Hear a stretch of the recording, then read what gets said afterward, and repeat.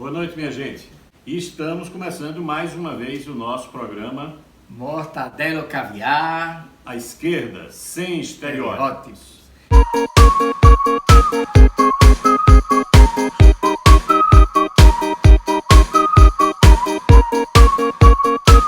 Hoje, mais uma vez, né, Alexandre, a gente está trazendo uma pessoa, né, que tem uma projeção nacional, né, que venha contribuir com o nosso debate. Hoje aqui a gente quer começar, até para poder garantir que o debate vai ser bom, né? Primeiro que vocês curtam, compartilhem. E segundo, saber como é que está o som, né? Como é que está a imagem, isso é importante para a gente garantir a qualidade do nosso programa. Isso. Né? Nós estamos com Maria Luísa Quaresma Tonelli. Maria Luísa é nascida em São Paulo, mas viveu muito tempo aqui em Natal. E ela se considera mais potiguar do que qualquer outra região. Mas é uma pessoa que tem formação em Direito e em Filosofia e em Letras. Ela é graduada em Letras e Filosofia pelo UFRN, bacharel em Direito pela Universidade de Potiguar e mestre e doutora em Filosofia pela USP. É advogada e é pesquisadora das questões da democracia e da justiça no Brasil. E é uma pessoa bastante influente nas redes a nível nacional e é uma pessoa certamente bem ouvida no Brasil inteiro acerca dessas questões. E vem falar conosco. Boa noite, Maria Luísa, sobre democracia e justiça. Boa noite, é um prazer estar aqui, é um privilégio estar nesse debate, né? E fico muito contente e honrada pelo convite. Nós é que ficamos honrados e satisfeitos com isso, não é É, isso? com certeza, até porque cumpre bem o que a gente quer, né, fazer. Isso. E hoje eu acho que a gente tem notícias mescladas, né? Geralmente a gente tem tido só notícias ruins aqui, né, para dar. Então, mas hoje tem duas boas. Tem duas notícias boas. A primeira boa é que houve uma greve geral importante na Argentina, onde aquele país se manifestou de maneira muito forte contra a ida do país ao FMI. E a maioria das coisas pararam lá, ou seja, há uma iniciativa da população argentina em resistir às medidas que o governo de lá, igual como daqui, quer, de implantar medidas neoliberais. E o Macri, que é o presidente da Argentina, é o Aécio deles, que no caso dele foi eleito, no caso deles foi eleito, e eles não reclamaram, mesmo por causa da pequena diferença, aliás, muito menor do que a que Dilma fez sobre ele. O Macri está querendo implantar algo muito parecido com o que está acontecendo aqui no Brasil. E a população parou, né? Isso a Argentina está dando exemplo, né? Talvez no futebol não esteja, mas, se na classificaram, luta política, hoje né? se classificaram bravamente. Hoje se classificaram. Eu acho que essa é uma questão importante, né? Que contrasta um pouco que a gente está falando da política neoliberal, da quebra do Estado, de direitos, né? E o Rio Grande do Norte, né, sai à frente mais uma vez, né, com notícias ruins nesse campo social, né, Alexandre? A gente já vem falando aqui muito fortemente sobre a questão da violência, sobre os indicadores sociais aqui no Rio Grande do Norte, né? E o Observatório da Violência do Rio Grande do Norte, infelizmente, né, Alexandre, registrou um número assustador de guerra civil, de mortes violentas aqui no nosso estado. Nós ultrapassamos a meta, que isso não é meta, na verdade ultrapassamos o número... Deve ser do inferno, né? Exatamente. Do Lúcifer. Nós ultrapassamos o número de 1.000 assassinados no Rio Grande do Norte, mortes violentas. O óbvio que é comandado por duas figuras importantes do estado, que é o Ivênio Hermes e o professor Brandão, Tadeu Brandão de Mossoró. Eles fazem um trabalho de compilação de dados importantíssimo. O trabalho que eles fazem é um trabalho fundamental para conhecer os dados completamente reais. Validado, né? Todo mundo usa esses dados. Exatamente, deles, né? São reconhecidos como válidos e inclusive importantes na análise da sociedade que quer pensar a violência. E essa é uma coisa gravíssima, né? E o mais grave ainda é porque essa violência, apesar de atingir vários setores, atingir policiais militares, atingir policiais civis também, mas ela tem um viés de etnia muito forte, ou seja, a maioria da população dos assassinatos são negros, aproximadamente 70%, como diz bem o Ivênio, são negros, periféricos e são pobres, em sua maioria. Tudo no P. A outra notícia, Petrônio, é que essa notícia é interessante. Saiu ontem nos jornais, saiu também nas redes sociais, que o senador José Agripino teria desistido da candidatura ao Senado da República. existe uma dobradinha de Garibaldi e Agrippino, que nesse momento ela está se sentindo ameaçada pela candidatura posta de Zenaide Maia e um possível lançamento de uma candidatura do Partido dos Trabalhadores.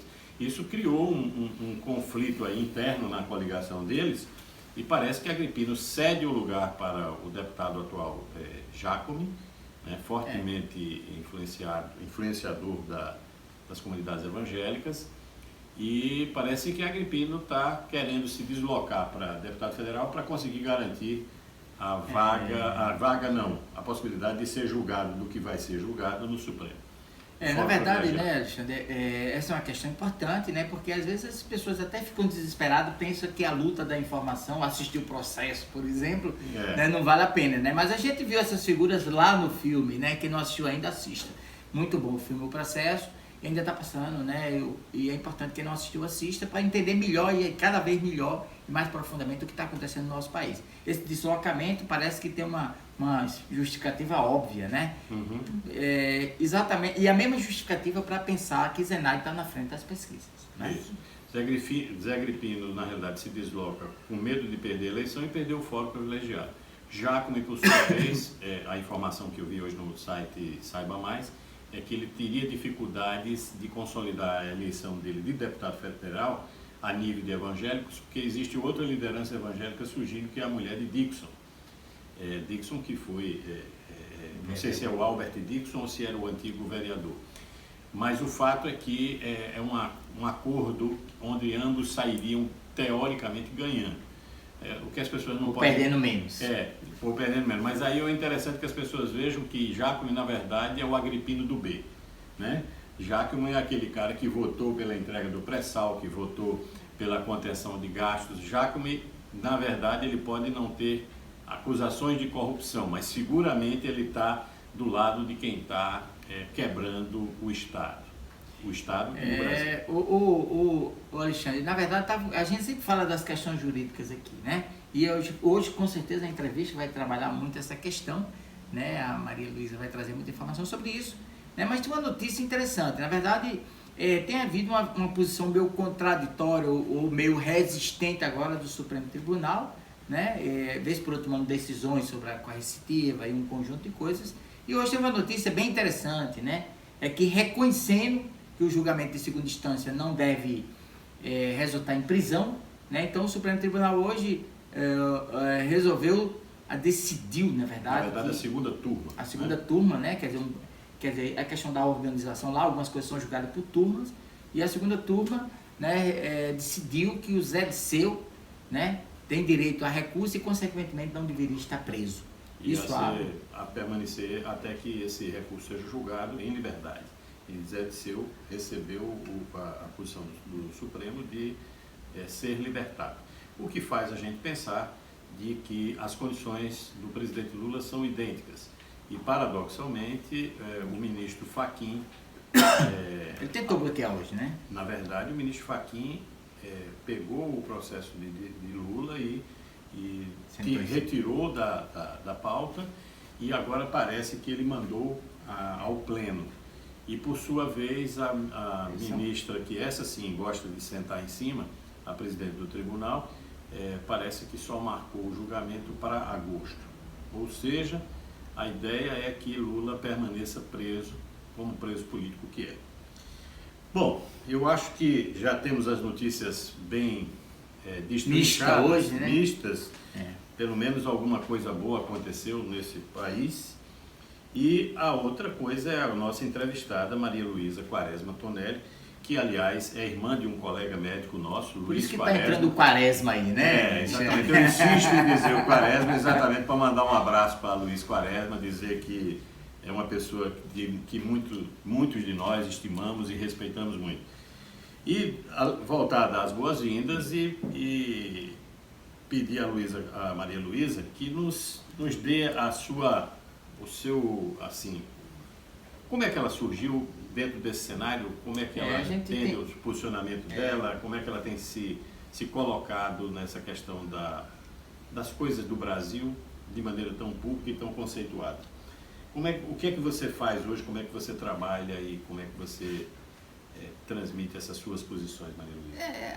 As minhas posições, elas dizem respeito ao exercício da minha profissão da área de filosofia, né? Porque o filósofo, ele não me considera uma filósofa, obviamente, mas uma professora de filosofia, com formação em filosofia política especificamente, mas qual é o objetivo de quem está nessa área de filosofia? É observar a realidade, é pensar o mundo em que vivemos, né? E então, com as redes sociais, né, a gente sabe que há um campo muito amplo para a gente fazer um trabalho assim, de militância, de compartilhar conhecimentos, né? Então, há uns 5 anos eu entrei no Facebook com muita resistência, minha filha insistia muito, e eu entrei mesmo de cabeça, e hoje tenho quase 5.000 amigos, vários seguidores, e é uma experiência muito importante para mim, porque eu compartilho informações, troco ideias e também aprendo muito, né? Obtenho informações então, eu faço disso, né, esse ativismo facebookiano, né, uma forma de ajudar as pessoas a pensarem e de uma certa forma influenciar. Então, através disso também, a gente vai fazendo amizades em vários lugares. Eu tenho participado assim na elaboração de artigos, de livros, né, importantes. O último deles foi a Enciclopédia do Golpe, né? O volume 1, que eu sou uma das coordenadoras. O autor dessa ideia, dessa Enciclopédia do Golpe, que já está no 2º volume, é o Wilson Ramos Filho, o Xixo, e já estamos no volume 2, que é o papel da mídia, e o próximo será lançado. Também participei agora de um livro que vai ser lançado, organizado pelas professoras Carol Proner e Gisele Citadino, sobre a condenação do Lula no TRF4, né? Sim. Então, eu tenho, assim, estado muito atuante, assim, nessa área, participando dentro da minha área de conhecimento, né? Eu acho que a gente tem, como cidadão, hoje, a gente tem obrigação, tem um dever moral mesmo de contribuir para o debate, e ver seja o que a gente consegue para tentar transformar esse país, né? Maria Luísa, eu queria fazer um comentário bem rápido, assim, na verdade não é um comentário, é uma pergunta, né? Uma reflexão. É que você falou, na verdade eu como filósofo, sim, tenho a necessidade, né, de pensar e refletir, mas você colocou uma coisa a mais, que é ir de fazer para fora. Então, ser filósofo não é só pensar, é agir, é fazer os outros agirem? Claro. Ou isso é porque você como pensa, cidadão? Você não pensa sozinho, né? Aquele que é da área de filosofia, que acha que aprendeu nos livros a história da filosofia e vai ficar transmitindo conhecimentos e sem tentar também aprender com o outro, né? Porque a vida é um aprendizado, né? Então,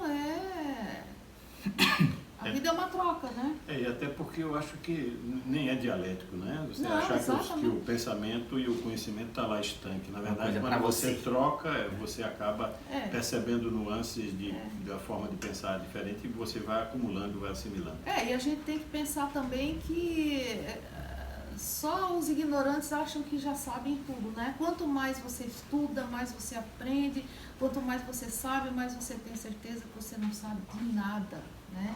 Mais você quer aprender, né? E a vida é um eterno aprendizado, né? Imagina a loucura de você ter essas formações todas e é uma pessoa engajada, que está sintonizada com o que está acontecendo e intervindo disso, né? Como explicar isso que está acontecendo no nosso país? A gente tem uma série de notícias, hoje até que foi bom, não foi tanta notícia ruim, mas aqui é só notícia ruim. O que está acontecendo no nosso país? Bom, o que está acontecendo no nosso país é algo que já vem acontecendo, já é um processo, né? Eu considero que isso começou já como um plano, já desde que Lula foi eleito, primeiro mandato, porque as elites desse país não aceitaram Lula, um operário, né, do Partido dos Trabalhadores, governar o Brasil, e apostavam que Lula fosse fazer um fracasso, e foi o contrário, né? Lula é uma pessoa de uma estatura política mundial, né? E é inacreditável que esteja preso. Então eu acho que isso o julgamento da AP 470 já começou ali, esse processo para destruir o PT, depois só para lembrar que a AP 470, para quem as pessoas de casa, o mensalão, né? O julgamento do mensalão. O chamado mensalão do PT.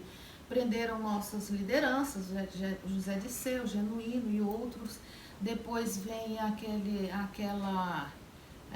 Lula, mesmo assim, foi reeleito, elegeu sua sucessora, Dilma.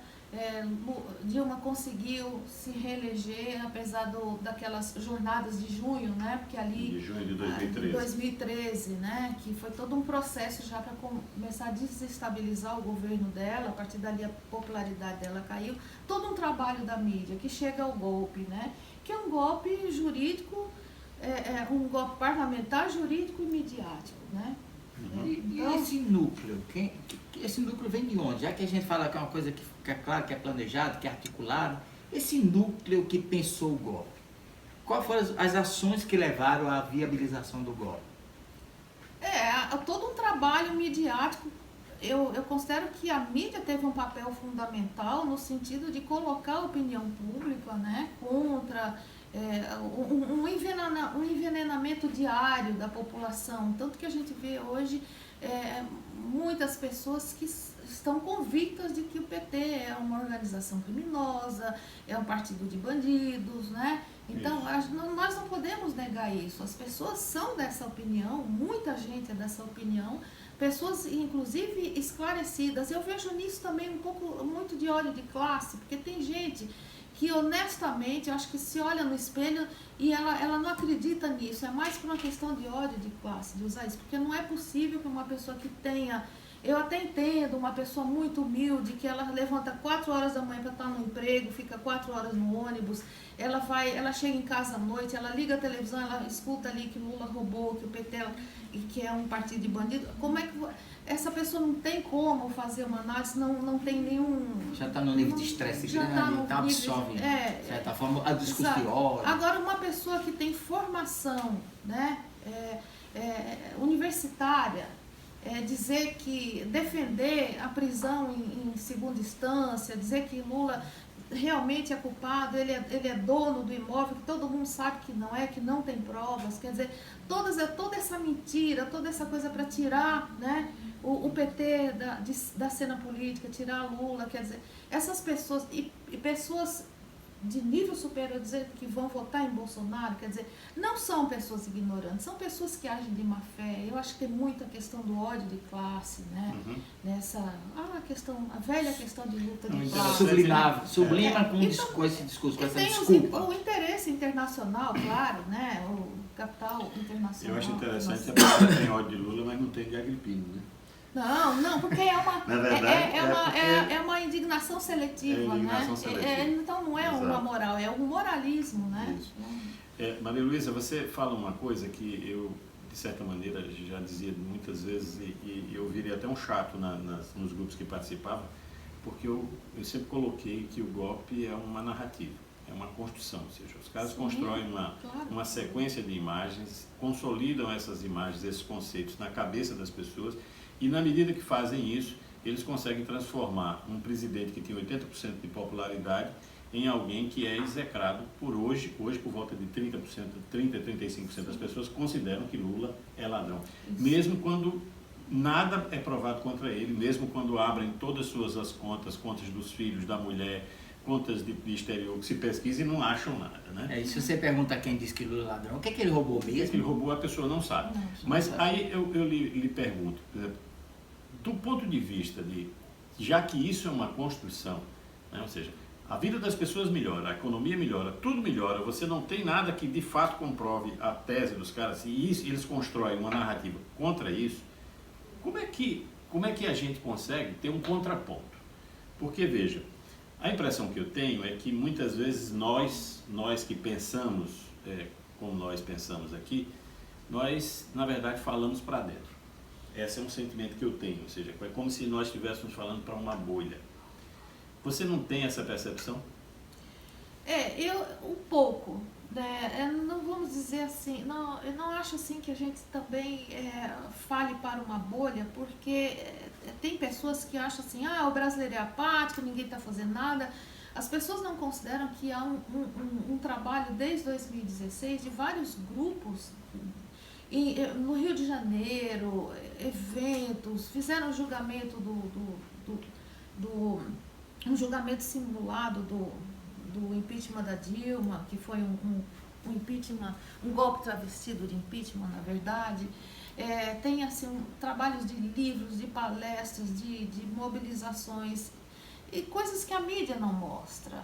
A gente sabe, a mídia não mostra toda essa movimentação. Então eu digo que a esquerda, a narrativa de que houve um golpe, ela venceu essa narrativa. As pessoas, mesmo as pessoas que têm horror, elas, no fundo elas sabem que houve um golpe. Então, então eu acho assim, a prova disso é que Lula está em primeiro lugar das pesquisas, né? Uhum. Então eu acho que não é bem assim, sabe? Claro, o ideal seria mais mobilizações, né? Mas dizer que ninguém está fazendo nada, o acampamento, não, acho que né? O acampamento no Paraná, aquele pessoal reagindo lá bravamente, da forma. Hoje houve um atentado, você sabe, né? A bala lá. Hoje houve mais um. Hoje, né? Então, eu acho que as pessoas estão mobilizadas e a campanha também não começou ainda, né? Eu acho que quando começar a campanha eleitoral, a coisa vai se aprofundar. Agora as pessoas estão em choque com essa questão do Lula preso, né? Porque eu acho que todo mundo em algum momento fala, não é possível, é inacreditável que ele esteja preso, né? E sem provas, quer dizer, foi preso para ficar crimes, fora do páreo, né? Exatamente, para deixá-lo fora do páreo. Isso aí poderia fazer parte também, aí entrando mais do lado subjetivo da filosofia, também da própria narrativa, fazer crer e aí imobilizar as pessoas, de fazer crer que ninguém está fazendo nada, porque a gente vê muito isso, né? Você termina virando uma militância de lamentações no Face, nas redes sociais e no parte para a prática. Será que isso é trabalhado também nesse sentido? Lógico. A mídia, a mídia não mostra o que nós da esquerda estamos fazendo, né? Porque se não fossem as mídias sociais, né? Estaríamos pior. Estaríamos muito pior. Não estaríamos aqui. Não estaríamos aqui. Né? Certamente o Mortadelo Caviar não existiria. Mas essa coisa que eu coloco a coisa da bolha, é no sentido de que muitas vezes a gente deixa de ter uma perspectiva disso aqui. Essa foi sempre uma preocupação, tanto minha quanto de Petrônio, de que essa narrativa era importante ter um contraponto. Mas eu me preocupo muito quando eu vejo os grupos se repercutindo as mesmas mensagens, as mesmas lamentações. E quando eu acho que o importante é falar para fora. Por exemplo, eu acho que nós, esquerda, uma parte dela comete um erro de estereotipar o nosso opositor ideológico. Então, quando eu chamo alguém de coxinha, eu estou colocando uma barreira para ele. Eu não estou querendo mostrar para ele de que ele é tão vítima, a imensa maioria dos coxinhas são pobres, né? Ele é tão vítima como nós, ou seja, as condições de trabalho estão piorando para nós e estão piorando para eles. As condições de aposentadoria vão piorar para nós, assim como irão piorar para eles. E eu me preocupo muito com esse sentido. Mas você te vivenciou e vivencia contato com as pessoas do Brasil afora. Qual é a expectativa que você sente nas pessoas do resto do país? Dos filósofos que você comunga a ideia, dos advogados, dos juristas. Como é que você vê as pessoas tão esperançosas que esse quadro mude? Eu acho que quem está na luta porque com muita revolta, com muita indignação, mas é porque tem esperança de mudança, senão a gente não estaria na luta, né? Por mais que a gente diga, eu não tenho esperança, nada vai... Mas se não houvesse esperança, ninguém estaria na luta. Então, o que eu vejo, assim, na questão que você falou da bolha, o problema é que hoje nós estamos... volto a falar no papel da mídia, insuflando, né, esse ódio, porque a mídia, a gente sabe, como diz o Stedley, essa mídia hegemônica, né, que eu estou me referindo ao que a mídia da mão de 6 famílias, elas são o instrumento de poder da classe dominante, né, como diz o Stedley. Então, ela é um partido político, né? E ela joga, ela envenena as pessoas de todas as classes. Então eu vejo assim que o ódio, né, esse ódio, essa raiva, essa indignação e também uma coisa muito grave que a mídia faz, essa criminalização da política, esse nojo aos políticos, é todo um trabalho, isso é muito bem arquitetado, né?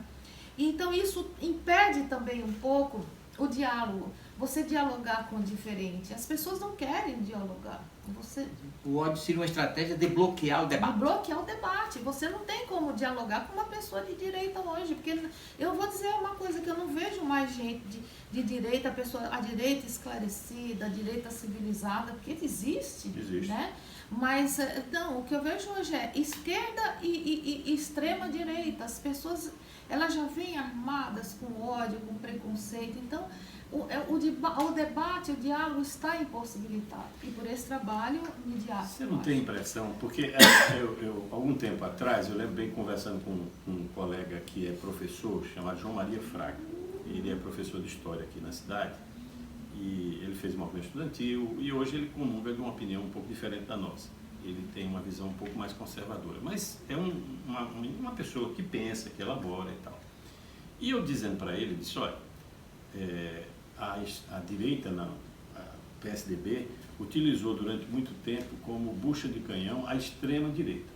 O problema é que agora a extrema-direita se anabolizou, passou a ter um papel de proeminência, né, na frente de protagonista, e deixou a direita na mão. E aí os caras agora não têm o que dizer mais, porque o que eles diziam e incentivavam era exatamente esse discurso de ódio para facilitar a vida deles.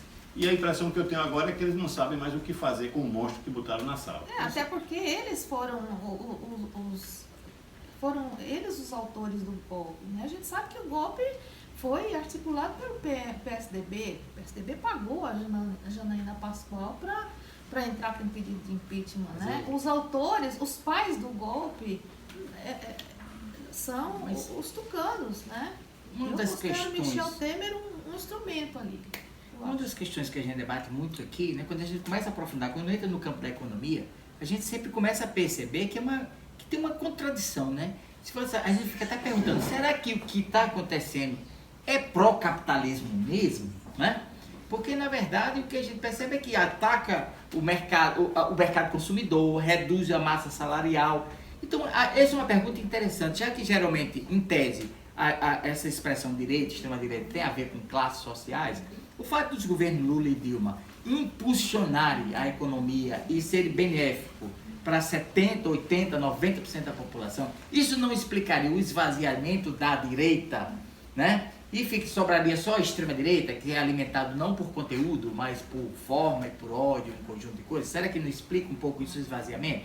Quer dizer, na verdade, quem é que propõe um desenvolvimento? Quem é que poderia ser centro? Né? A política de Lula e Dilma, elas não impulsionaram essas classes, isso dificultou o argumento, o discurso? A gente vive um momento o que aquele que foi ministro das Finanças da Grécia, o Varoufakis, né? Ele fala que nós vivemos um capitalismo superlativo, né? E esse capitalismo superlativo, ele é o neoliberalismo rentista, né? E então é a supremacia do mercado, mas é o mercado improdutivo, né? E o Brasil como fala como é que ele diz? Ele diz que é o capital predatório. É o capitalismo predatório. Então aqui nós somos aqui um continente, América Latina, riquíssimo para ser explorado, né? Para ser sugado.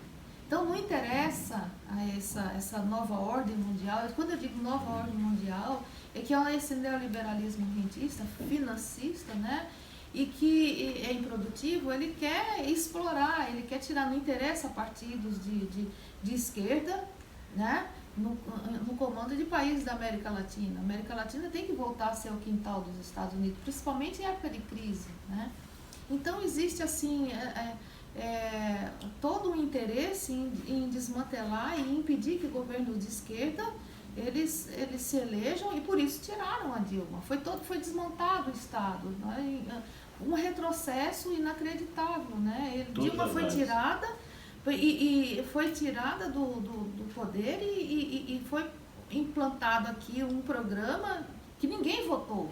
É o programa dos tucanos, de Aécio Neves, né? Aliás, que parece que nem a Aécio teve coragem de propor, talvez até fizesse, né? De ir tão longe. Todo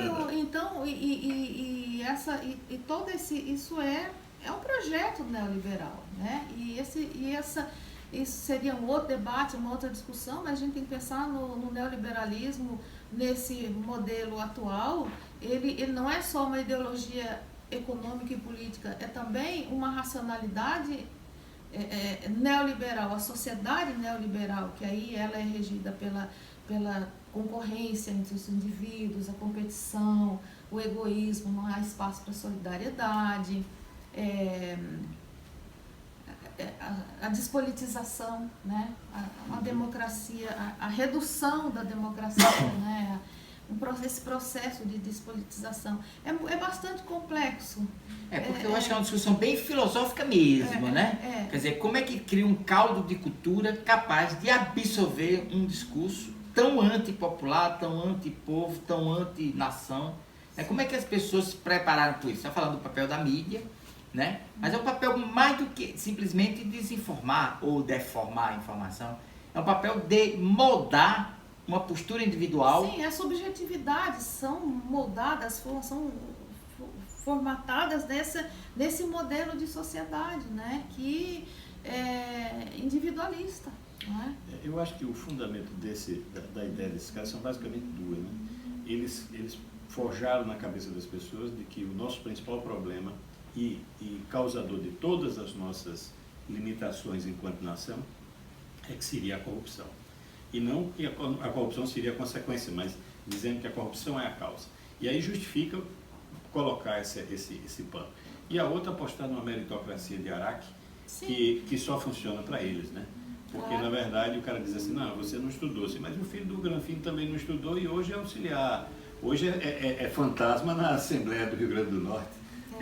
Ou está ocupando cargos importantes no Ministério. No Ministério, exatamente. Governo Temer. Sim, a meritocracia, ela é essa ideia de sociedade individualista, né? As pessoas não reconhecem as oportunidades que obtiveram através de políticas públicas. Elas acham que o sucesso é pessoal, a coisa da superação, né? Por isso a gente vê algumas pessoas dizendo, pessoas que ascenderam socialmente por causa de programas sociais, né?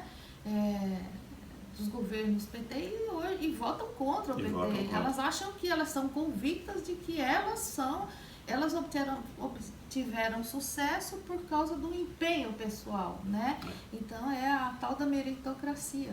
Ela entrou na universidade, mas ela não faz uma relação de causa e efeito porque a vaga foi criada, porque o professor foi contratado, porque a estrutura foi montada para que ela conseguisse, através do seu mérito, obviamente entrar. Exatamente. Mas é então, na verdade, a meritocracia, na verdade, é uma estratégia, né, que na minha cabeça é muito claro que tem um componente biológico nisso, instintivo, né?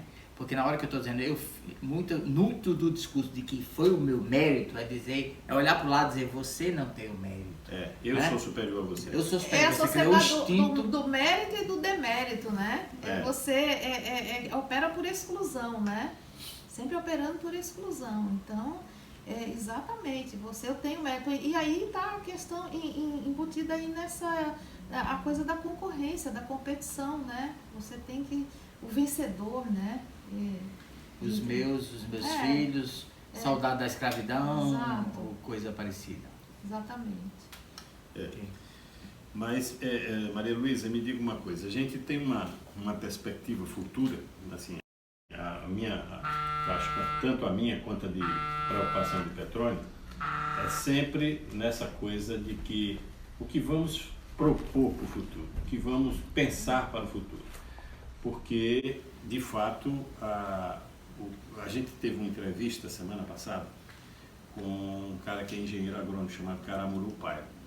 Ele colocou a situação da economia, da agricultura familiar e o desmonte do ponto de vista das coisas que estão acontecendo, inclusive com setores mais pobres e mais alijados da sociedade, como, por exemplo, as comunidades quilombolas, cuja verba do governo federal zerou.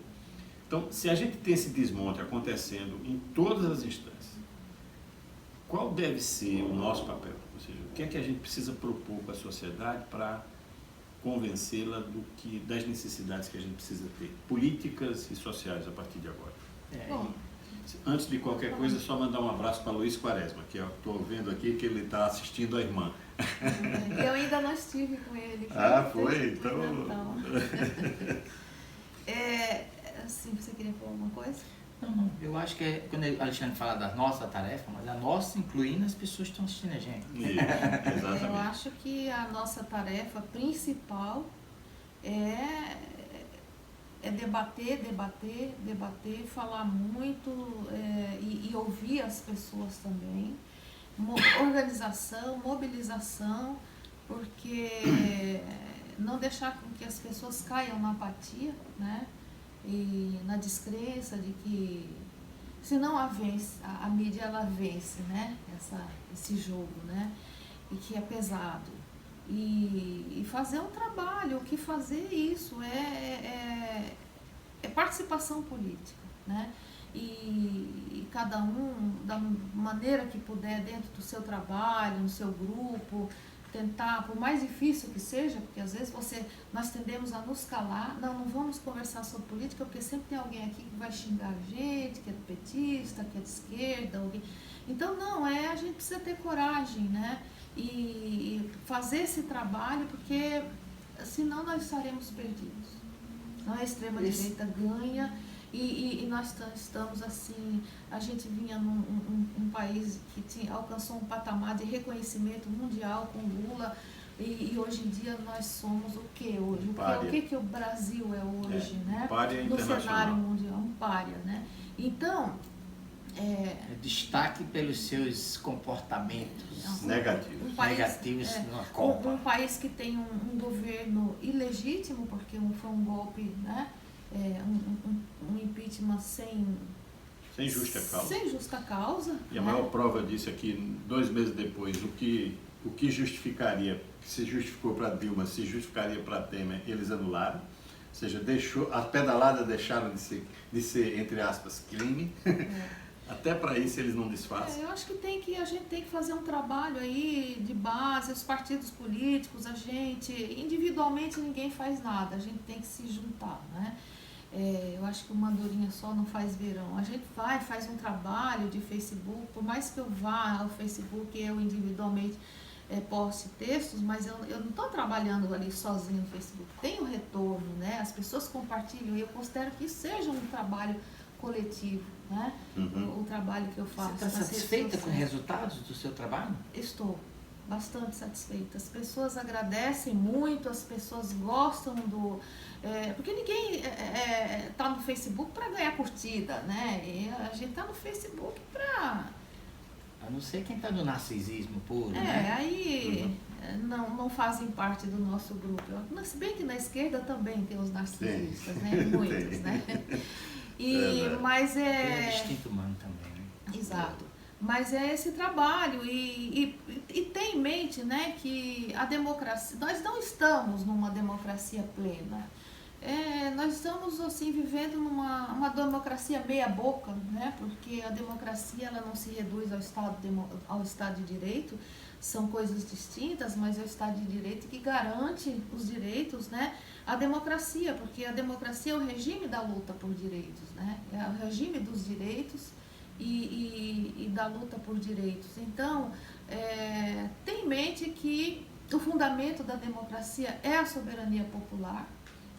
É o voto. É o voto. O voto e a participação dele. A soberania popular é o voto. O poder emana do povo, né? O povo é soberano na democracia e todo poder político na democracia ele emana, ele é legitimado pela soberania popular. Não existe poder político numa democracia que não seja legitimado pelo voto, né? Então, as pessoas precisam, a gente precisa, como o Gessé Freire fala assim, uma pessoa, por mais humilde que seja, você perguntar para ela, ela não vai saber explicar para você o que é soberania popular. Você perguntar, ela não vai saber. Mas fale para ela que ela não pode mais votar, se ela vai achar ruim e vai... Não, peraí. Então ela sabe o que é soberania popular, o povo sabe que é dono do poder. Agora o povo precisa saber que ele é detentor do poder e que ele tem o poder. Tem que exercer isso. Ele tem que exercer, porque a cidadania não é algo simplesmente dado, né? A cidadania, ela há de ser exercida, construída. Maria, na verdade, assim, o tempo está passando, né? O tempo acabou. O tempo acabou, na verdade. Assim, mas assim, a gente sempre fala que tem um gostinho do quero mais, né? E eu queria só saber o seguinte, as pessoas que queiram conhecer mais o seu trabalho, o que é que elas fazem? Onde elas procuram?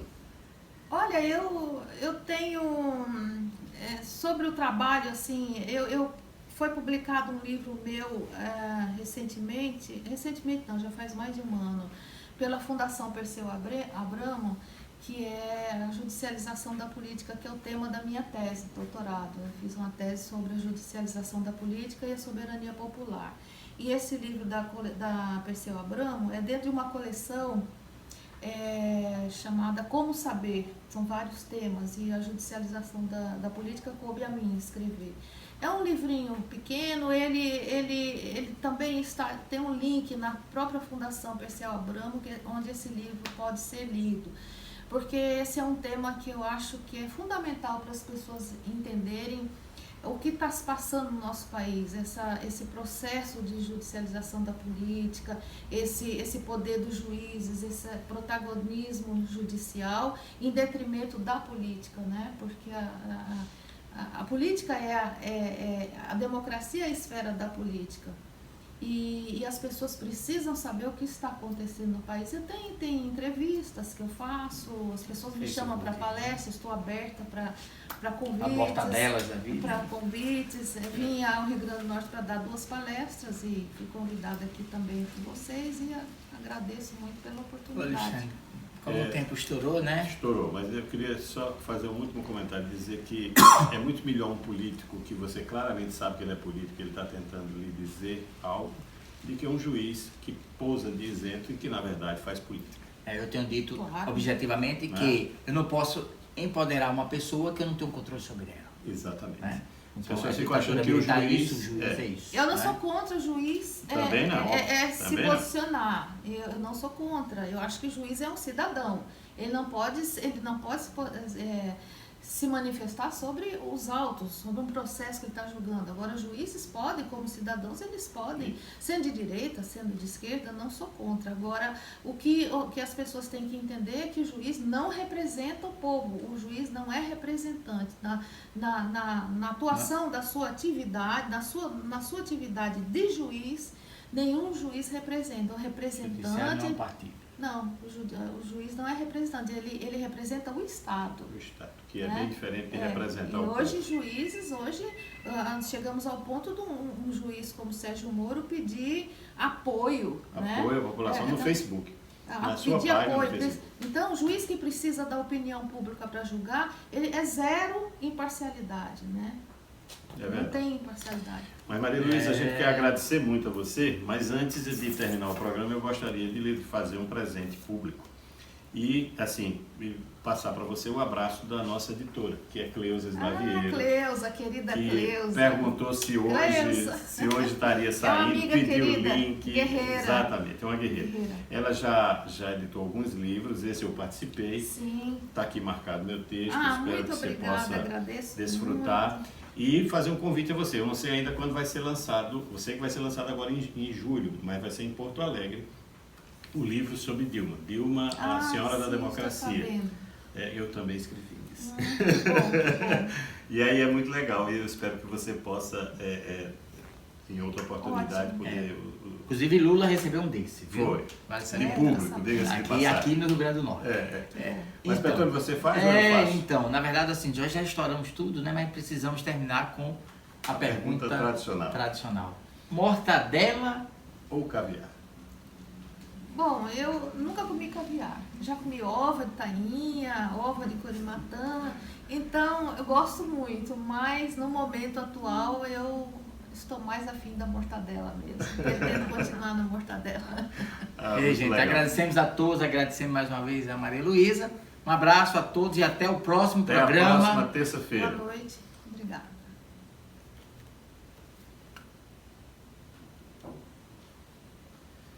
Ok.